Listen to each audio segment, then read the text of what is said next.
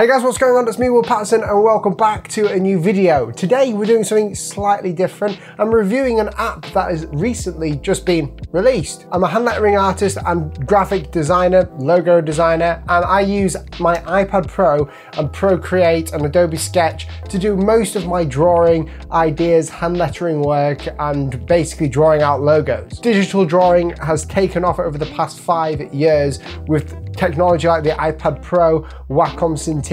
You can even draw on your phone now. Technology is everywhere and people are trying to use this technology to actually design stuff on their iPad. Now, one of the biggest complaints that I've seen about Photoshop Sketch or any other product that's out on the market is that they don't really have vector capabilities. Now, I use Illustrator and Photoshop. Illustrator to vectorize my work and Photoshop to do hand lettering or to do my thumbnails like you see on this video. Well, Affinity Designer by the company Serif has actually solved this problem by releasing an insanely cheap vectorization app on the iPad. And if you are not new to Affinity Design, you can get it on the computer. And it's basically just on the iPad, and it's got all of the core features of Affinity Designer on the computer on the iPad. So today I'm going to review this app and give you sort of a professional designer's and hand letterer review of this to see if I'll be using this, the benefits, the bad things about it, the good, bad, and the ugly, basically. All right, so the first thing that I love about this app is, of course,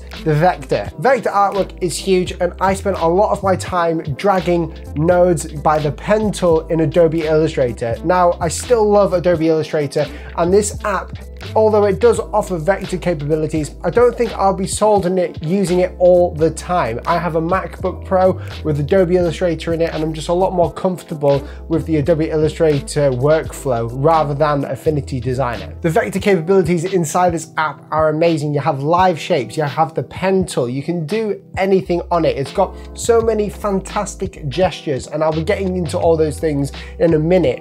But the main thing is this app here does a lot of vectorization. You can do so much in here. You can draw, then vectorize. You've got a paintbrush tool, and you can vectorize and make brushes. You've got typefaces that you can use. You can have artboards. There are so many different things within this app. The second feature that I love about this app so much is probably the actual drawing side to it. If you don't know, there are different personas in Affinity Designer. The first one is vector persona, and the second one is pixel or bitmap persona. Obviously, we've talked about the vector one just before, but the pixel persona is literally just like Photoshop. You could think of this app kind of like Photoshop and Illustrator merged together into one, where you can both use vector and bitmap drawing. For instance, what I would be doing on this app is I would be drawing out a logo design or a hand lettering piece, and if I had to vectorize it, which I normally do for my logo designs, I can do it directly off the iPad. The drawing persona is really fun. You can import brushes, and you've got so many customizable options within this. It's actually ridiculous. I don't know what most of them do. For instance, something that Procreate and a lot of these other apps lack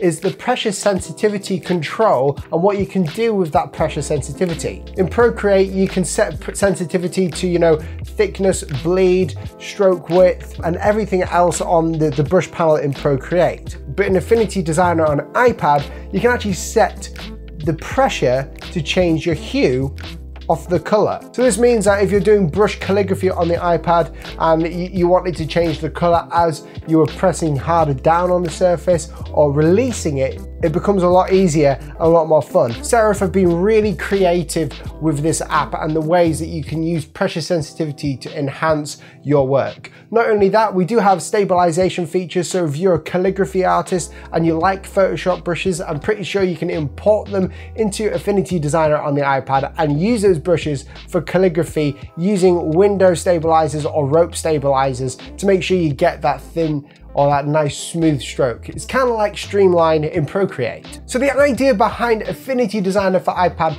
is that you can actually do vector artwork, like professional vector artwork on here, as well as professional pixel art as well. So if you're someone who does a lot of drawing on paper, scanning in and then putting it into Illustrator, you've increased your efficiency in your workflow 10 times. The same goes for me when I'm using Procreate. I do a lot of my drawing in Procreate, but then I have to send it to my iMac. Now that's not really a bad thing. I do like Illustrator, but what I do love about this is that it's literally just a click of a button on the same app and I'm in the same app. I don't have to like make a new document and try and find the first one, and I've literally got my vector persona there, and I can start using the pen tool. I can put text in there, I can create multiple artboards, and obviously the best thing about the vector persona, which I can't stop talking about, is you can put your work from Illustrator in on the app and it works really well. You've also got all the layer effects that you would normally have in Photoshop in the pixel persona, and you have most of the effects that you have in Illustrator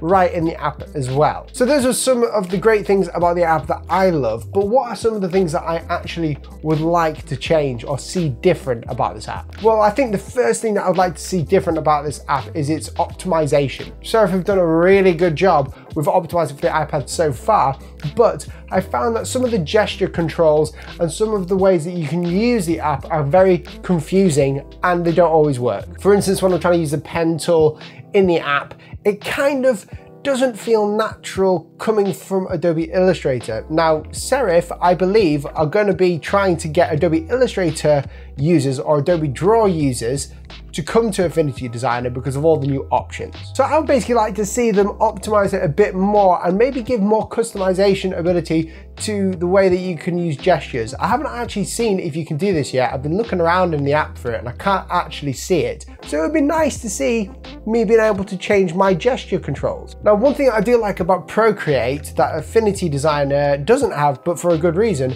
is the fact that Procreate is so simple and sleek. Procreate doesn't have a lot of features or options. It is a very simple app that works super well. So when you come from Procreate into Affinity Designer, you'll realize that you are very overwhelmed.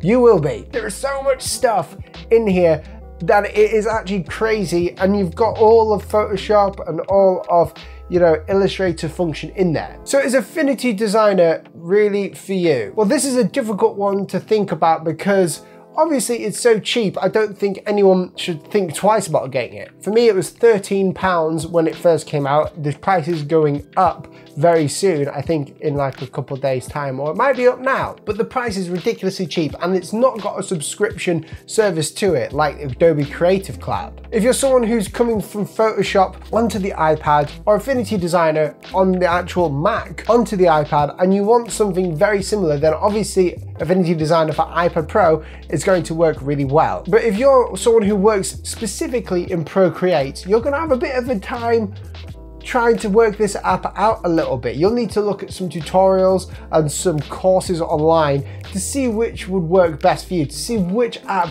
would actually benefit you the most. One thing that I love to say is that the more options that you have does not necessarily mean the better your work will be. We always fall into this trap. The more features and everything else that people are selling to you makes you feel like, oh, I could do more. And that is true, but it's also very limiting because you limit yourself to the features that are in the app. Apps like Procreate though, they're very simple, they've got enough features for me, and I love Procreate for the bitmap level. Will I be switching from Procreate to Affinity Designer?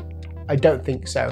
I think I'll be using them both in separate instances, mainly Affinity Designer for the vector side to it, but Procreate definitely for the bitmap because I enjoy the experience. It's a lot more fluid and it's just a lot nicer for me to draw on. I'm not as confused. There's obviously a lot more stuff that I can do in Affinity Designer, but that's very specific things. But Procreate for the price and everything else, I'm going to stick with Procreate for drawing, but for vector artwork, I'll be going into Affinity Designer, and if I can't be bothered going into that app, or if I'm in the office, I'll just go into my computers. Guys, thank you so much for watching this video. If you liked it, then please press that like button down below, and if you haven't already, press that red subscribe button. Now, YouTube are being a bit lame, and they're actually messing about with the subscription like feeds, so you might not see my video when I upload it. So if you want to be the first to see my video and ask any questions as soon as I upload, which I normally respond to, by the way, press that bell icon as well, because that will let you know on your phone or on YouTube that I've uploaded a new video for you to see. And I just want to give a huge shout out to the sponsor of this video, Squarespace. If you've ever wanted to create a website for your clientele or your business or a blog or a shop, then Squarespace is the website for you. I've been using Squarespace to host my website for 3 years now, and the great thing about it